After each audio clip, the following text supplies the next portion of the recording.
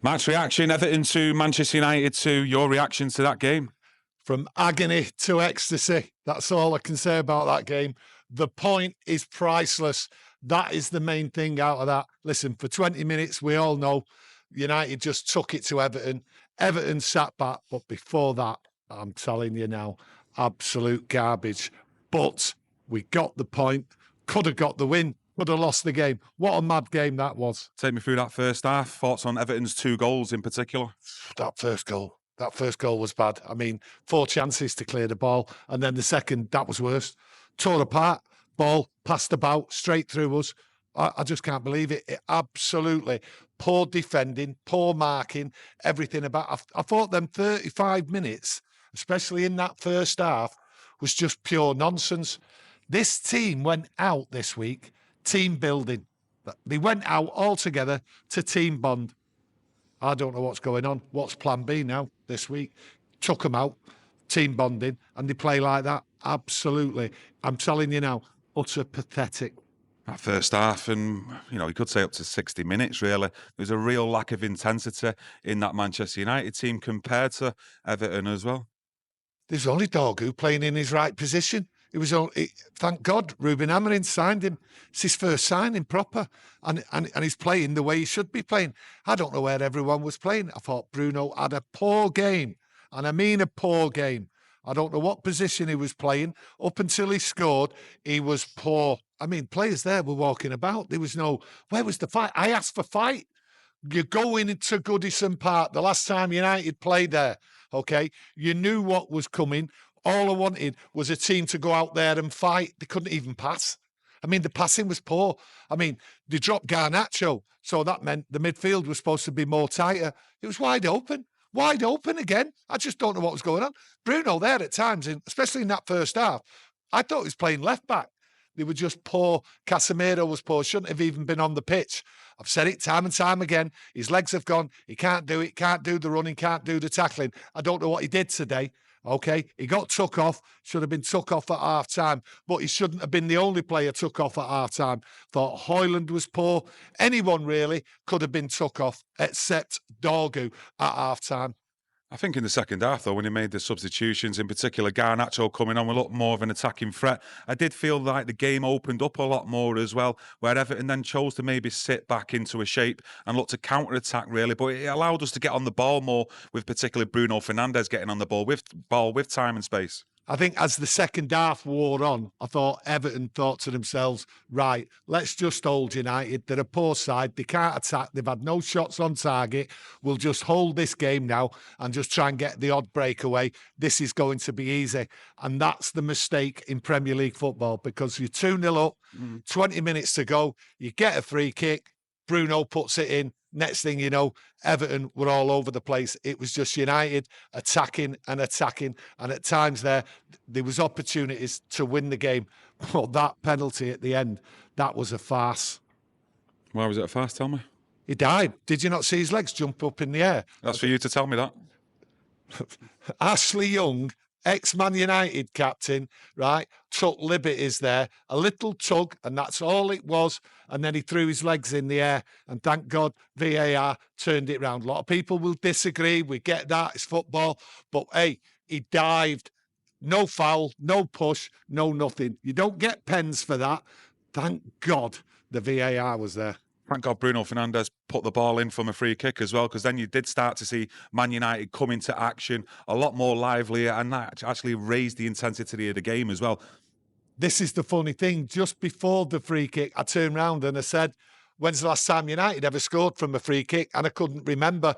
And when you consider that free kick there, you go into account of all the free kicks we had. They were poor. And I had no way in this world did I expect that to go in from a free kick from Bruno. But once it went in, that was it. We got the momentum. And for the last 20 minutes, you would never have thought the previous 70 minutes was a game of football. I was screaming. I was going mad like everybody else. I was embarrassed for that team, right, because of the way they played. They didn't even know, as far as I was concerned, that they knew each other, and it was embarrassing. But for 20 minutes there, you have to turn round and you take the agony, and we got the ecstasy in the end. And it wasn't just with the equaliser, it was with that penalty decision, because the point, and let me emphasise this, that point is so vital to Man United, okay? We was on a slippery slope, right? And if we had got beat there, right, I don't know where it was going to end, because Ipswich was next. And that would have been a real struggle going into that Ipswich game. So it's the point what matters. I can ignore that first 70 minutes and I can ignore the last 20 minutes, because the most vital thing was getting that point.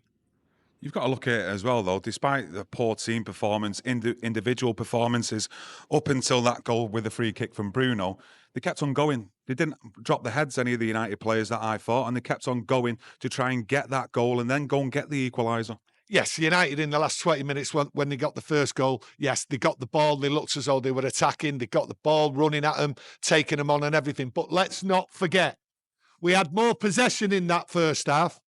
We was no threat.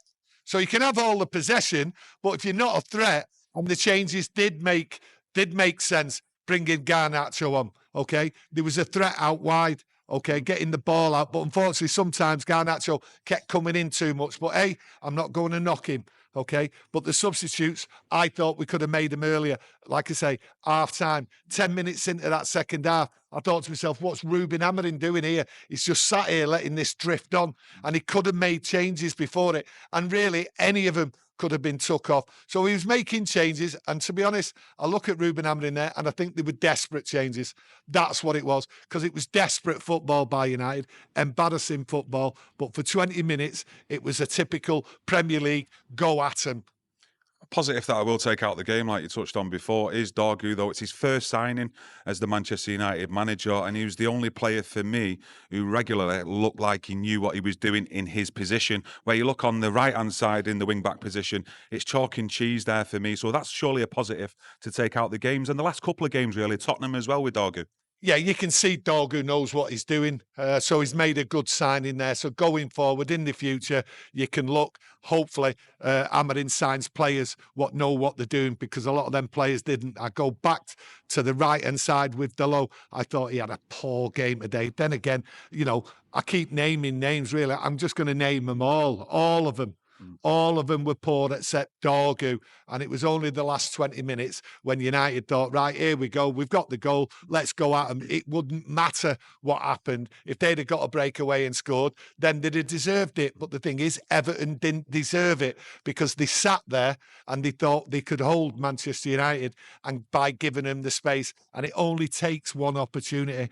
And we got that. And then we came back. We got the second goal. But Everton, for me, blew it big time. That was the Everton, right, of old, where they just sit there and think they can hold a team. Now, they've been doing well. They've been playing good football, scoring goals and all that, but they thought they'd won the game. No game's won until that whistle's blown. Yeah, I did find it difficult to keep the Corey quiet for Everton for large parts of that game in the midfield as well. But Højlund, again, you know, you want into him. Well, you wanting him and you're willing him to get onto the score sheet, but it's just not happening at all from him. What did you think of his performance today? His performance was poor, but he got nothing, okay? I keep saying it about Højlund. He got nothing. But anytime he did get the ball, didn't really hold the ball up. Again, he keeps falling on the floor and all that. But I've got to say, Onana and Harry Maguire today, I don't know what they're doing. There is no communication. Harry Maguire, it looks as though he had diving boots on. He couldn't jump up today. 4 chances to get rid of that first goal. Didn't do it. Second goal, even worse. But Onana and Maguire today, I don't know what they're doing. There was no conversation, no nothing. But the best tackle of the day was by Mazraoui. Mazraoui in that second half just slid in. I think it was the first half, sorry. In the first half, they could have gone 3-0 up. Brilliant. So I've got to give him praise for that. Thanks for joining us, everyone. Let us know your thoughts and opinions on the game in the comments section. And don't forget to leave a like on the video, as you know it's much appreciated. Man United earn a well-deserved point.